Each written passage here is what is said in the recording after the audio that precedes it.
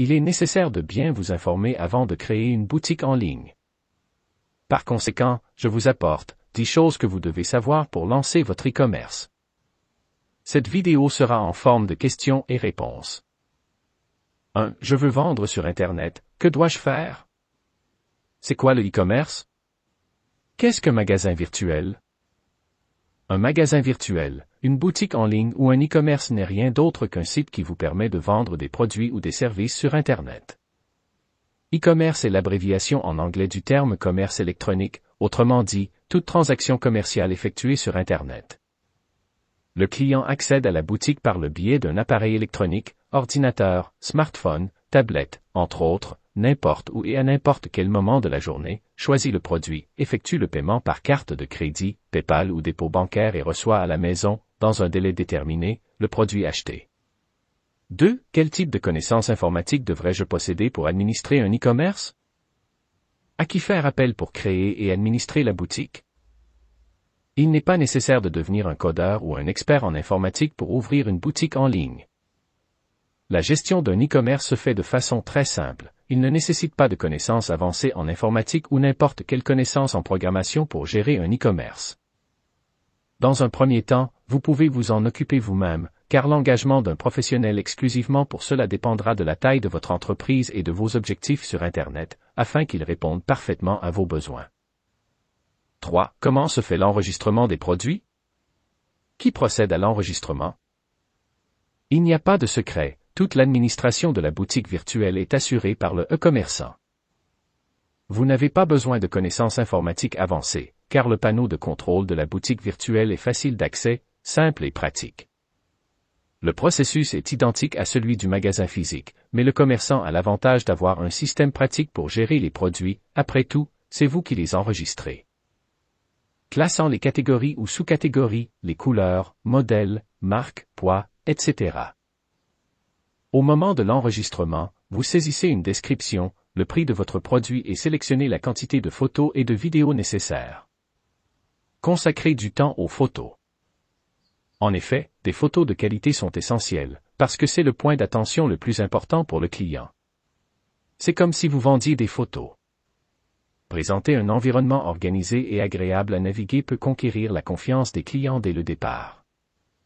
Pour avoir un e-commerce de succès, il faut du contenu bien organisé, une bonne description, des informations claires, des photos de qualité, un blog, etc.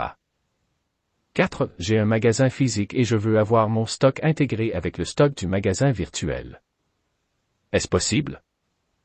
Oui, c'est possible. Il existe des plateformes de commerce qui font l'intégration avec le système installé dans votre entreprise. De cette façon, les produits qui sont dans le système du magasin physique vont directement dans le magasin virtuel. En d'autres termes, tous les produits en stock dans votre boutique physique peuvent être vendus dans la boutique virtuelle également, de façon rapide et sans avoir besoin de réenregistrer les produits. Pour émettre la facture du produit vendu virtuellement, c'est très facile puisque les commandes passées dans la boutique en ligne vont directement sur le système de la boutique physique, de sorte que les factures puissent être émises comme vous le feriez dans un magasin physique. De manière simple et rapide, vous avez votre stock unifié entre les deux magasins. Jusque-là, je suis sûr que cette vidéo vous plaît, alors n'hésitez pas à mettre un j'aime et à vous abonner si vous ne l'êtes pas. Je vous souhaite la bienvenue sur ma chaîne Olsite Créative. Je m'appelle Olsen, et je suis spécialiste en création de sites e-commerce, dropshipping et sites institutionnels.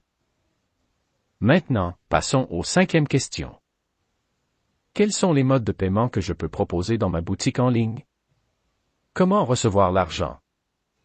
La meilleure partie de l'activité est la vente, mais ce qui est encore mieux, c'est de recevoir l'argent, de manière sécurisée surtout. Les boutiques en ligne doivent offrir à leurs clients une variété de moyens de paiement. Actuellement, les cartes bancaires, PayPal et virements bancaires sont les moyens de paiement les plus utilisés par les commerçants. Sachez que Stripe est aussi recommandé. Pensez à votre client, plus les options sont nombreuses, mieux c'est. Il y a 2 façons de recevoir l'argent, par les méthodes de paiement direct ou par le biais d'intermédiaires de paiement. La commande est passée après une vérification de paiement. 6. Quels sont les modes d'expédition? Comment le fret est-il calculé? La grande différence entre les magasins virtuels et les magasins physiques est la commodité pour le client de recevoir le produit à domicile. Cependant, les frais d'expédition ont un grand pouvoir d'influence lors de l'achat, il doit donc être traité d'une manière particulière dans l'organisation de votre e-commerce. Le commerçant peut proposer les modalités de livraison de colis, comme par exemple, Colissimo de la Poste, Relais Colis, FedEx ou Chronopost et certaines nouvelles tendances de livraison, alors ça peut être un transporteur de colis, votre voiture personnelle, moto, etc. Le client doit choisir le service qui lui convient le mieux, à travers les prix et les délais que le commerçant propose au moment de l'achat. Pour calculer le fret, les livreurs utilisent deux modes de calcul, facturation au poids ou au cubage. Comment puis-je être informé des commandes passées dans la boutique? Comment informer le client que j'ai envoyé la commande? Le client reçoit-il une sorte de mail lors de son achat? Le client et le propriétaire du magasin sont informés par email de chaque changement de l'état des commandes. Les courriels sont automatiquement déclenchés dans la confirmation de l'enregistrement du client, les nouvelles commandes, confirmation de paiement, confirmation d'expédition, confirmation de livraison, entre autres. Tous ces emails sont générés automatiquement, en d'autres termes, le commerçant n'aura pas besoin de les rédiger ou envoyer manuellement, car la procédure d'expédition sera configurée par défaut. Il est essentiel de rester en communication avec le client, de sorte que celui-ci soit rassuré que la demande est en cours d'acheminement et qu'il le recevra bientôt. Une autre possibilité pour obtenir ces informations, c'est l'accès au panneau de contrôle, où le commerçant et le client peuvent accéder et suivre l'état de la demande, si le paiement a été approuvé, le délai de livraison, le numéro de suivi, etc. 8. Dois-je avoir un nom de domaine enregistré? C'est quoi un service d'hébergement?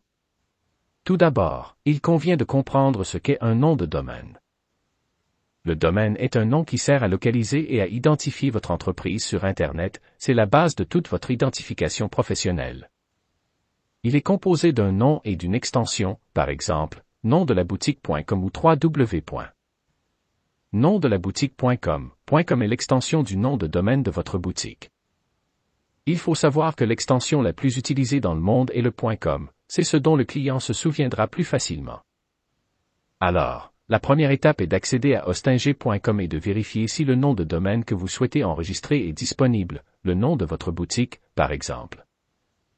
Si le nom de domaine a déjà été enregistré par quelqu'un d'autre, le Hostinger vous montrera d'autres options parmi lesquelles choisir. Vous pourrez aussi essayer avec un autre nom. La plateforme d'hébergement web est là où vous enregistrez votre nom de domaine, stockez votre e-commerce et le rendre disponible sur Internet. Fondamentalement, il stocke tous les fichiers nécessaires à l'affichage de votre e-commerce, tels que des fichiers texte, des images, des vidéos ou toute autre fonctionnalité que le magasin possède. En d'autres termes, votre e-commerce est accessible 24 heures sur 24, partout dans le monde. Les plans d'hébergement vous permettent également d'avoir votre propre email professionnel, tel que contact@nomdelaboutique.com, ce qui rend votre entreprise encore plus sérieuse et exclusive. 9. SEO, optimisation des moteurs de recherche. Que dois-je savoir à ce sujet? Tout le monde veut être bien positionné dans Google, non? Et bien sûr, sans rien payer pour cela. Le gros problème est que Google ne dispose que de 10 positions sur la première page et que, comme vous, tout le monde veut y figurer. SEO, également connu sous le nom d'optimisation des moteurs de recherche, englobe des techniques qui ont l'objectif principal de renforcer et d'améliorer le positionnement d'un site dans les pages de résultats des moteurs de recherche, comme Google, par exemple, en configurant les mots-clés dans le contenu du site afin qu'il soit mieux positionné.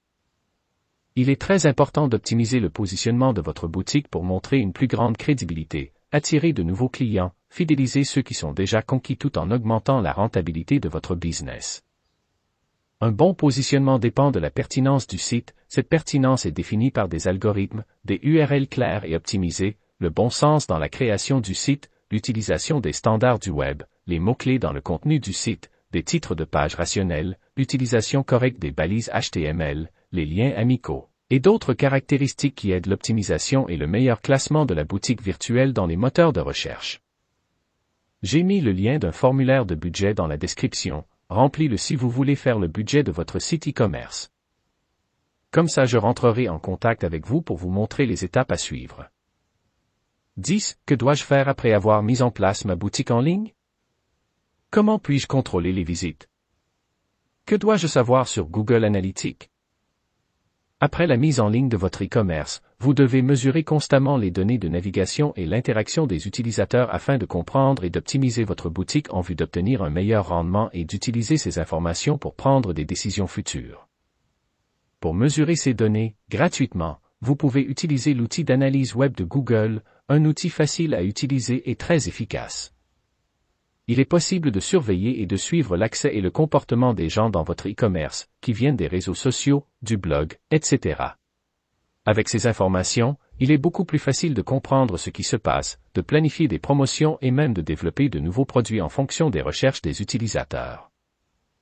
Mesurer les résultats est fondamental dans n'importe quel domaine.